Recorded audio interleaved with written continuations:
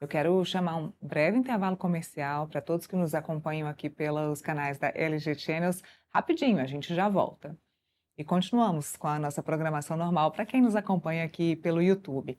Felipe citou aí as várias arbitrariedades que ele considera e que a própria Defensoria Pública, defendendo o Eduardo, consideram dentro desse processo, e eu concordo plenamente, não só nesse processo, mas na trama golpista também. É claro que tem a história da suposta trama golpista, ela vai além do caso do Eduardo, é um pouco mais complexa, mas também teve muitas arbitrariedades que se confundem e chegam até esse processo do Eduardo Bolsonaro. O primeiro e mais forte deles é o que foi usado aí na justificativa da justiça italiana, de que o ministro Alexandre de Moraes é partícipe, é personagem e julgador. Felipe, em que mundo você julga um processo em que você está participando, um processo que poderia te prejudicar? Em que mundo você poderia julgar esse processo? Isso não existe. É o ponto número 1 e principal de toda essa história. Esse julgamento tinha que começar do zero, com outro ministro, sem esse tipo de interferência do ministro Alexandre de Moraes.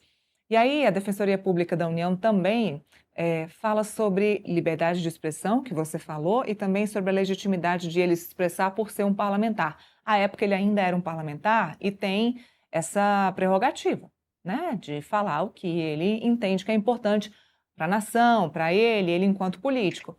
Perdeu tudo isso. De que vale o que está previsto na Constituição, de que vale o que está previsto na lei, se o Supremo Tribunal Federal não segue a lei? O Supremo sequer segue um rito. Essa questão da carta rogatória é um rito. Não se segue um rito por suposições. Ah, supostamente ele já está sabendo. Mas não interessa. O que interessa é o que está previsto na lei. E aí o entendimento dos ministros do Supremo, ele se sobrepõe, os entendimentos se sobrepõem ao que está previsto na lei, Felipe. Então, é ser juiz de uma forma muito moderna. Ah, vamos interpretar da forma que nos cabe. Aqui a gente tem que ser realista. Realista é o que está escrito na lei. É muito difícil ultrapassar todos esses limites e tirar a segurança jurídica de um réu que está protegido também pela lei. Ele era parlamentar, tinha sim o direito do discurso e a prerrogativa de procurar um outro país. Ele podia ter procurado, inclusive, a Organização das Nações Unidas e qualquer outro conselho ou organização internacional que fosse, porque ele poderia, por lei. E também existe a liberdade de expressão. Tudo isso foi colocado na defesa da Defensoria Pública e foi negado primeiramente pela Procuradoria-Geral da República, dizendo que o Eduardo Bolsonaro ultrapassou a premissa da liberdade de expressão, a premissa de ser um parlamentar, e foi até um outro país para prejudicar o nosso país. Mas não foi isso que aconteceu. Colocar nas mãos de um parlamentar uma decisão, que é a questão da sobretaxação aqui ao país, a Magnitsky, colocar nas mãos de um parlamentar uma força que ele não tem. Então, Felipe, me desculpe, a insegurança jurídica e o que o Supremo Tribunal Federal vem passando com esses julgamentos é muito complicado. E eu espero muito que próximos ministros da Suprema Corte não atuem de forma política, como eles estão atuando.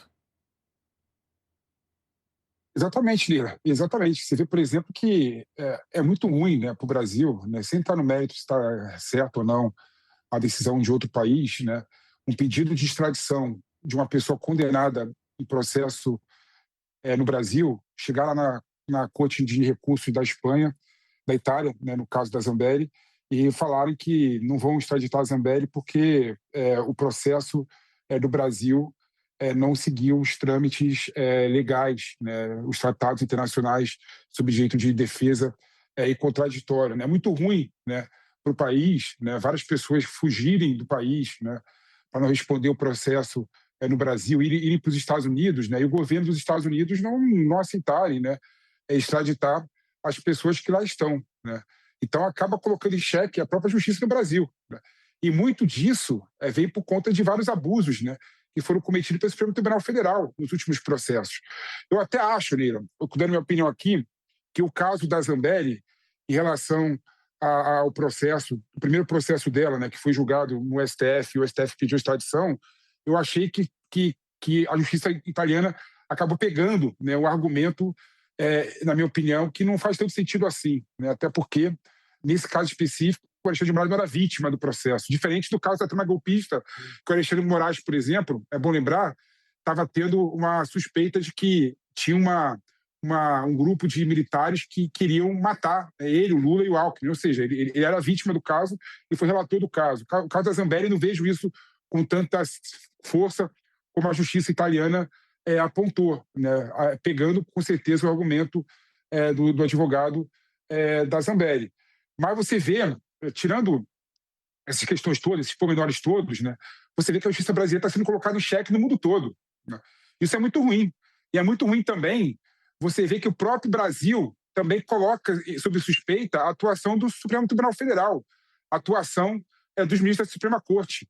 Então, Neila, muito tão pior quanto uma atitude arbitrária de fechar uma corte constitucional no Brasil, que muitas pessoas, de forma arbitrária de devaneio, né, acham que tem que fechar o Supremo Tribunal Federal no Brasil. Muito pior do que isso é você relativizar a decisão do Supremo Tribunal Federal. Ou seja, você não dá importância a ela como ela deveria ter ser colocado com relevância, né? Então, isso, de certa forma, de relativizar o Supremo Tribunal Federal, menosprezar a decisão da Suprema Corte, é tão ruim quanto uma atitude ditatorial de fechar o Supremo Tribunal Federal, né? Então, isso que os ministros do Supremo Tribunal Federal têm que entender. A forma de atuação deles está tão ruim, tão arbitrária, tão feita à margem da legislação, né, que a população acaba achando que tudo ali está errado. Isso é ruim também para a democracia no Brasil. Então, eu espero, Neila, respondendo a tua pergunta, que os ministros mudem a forma de atuar no Supremo Tribunal Federal. O povo não aguenta mais. A gente acabou de falar aqui recentemente, né, sobre uma pesquisa sobre a Suprema Corte, né, mais de 70% da população entende que é uma arbitrariedade, né, e é um excesso de poder da Suprema Corte e dos ministros no Brasil. Então, eles têm que mudar, tem que ser aprovado o Código de Ética no Brasil, sim, para a Suprema Corte, tem que ter ministros com uma mente muito mais institucional, muito mais colegiada e menos arbitrária, como, infelizmente, está sendo pautada os processos no Brasil na Suprema Corte. E hoje tem julgamento. Esse julgamento na primeira turma do Supremo Tribunal Federal será transmitido aqui pelo Metrópolis, no nosso canal, na nossa TV. Vocês vão acompanhar todo esse julgamento com a batuta do Rafael Campos, hoje às 14h. Deixa eu aproveitar e convidar quem volta do intervalo comercial da Fast TV para continuar acompanhando o nosso programa e nosso debate, porque a gente vai mudar de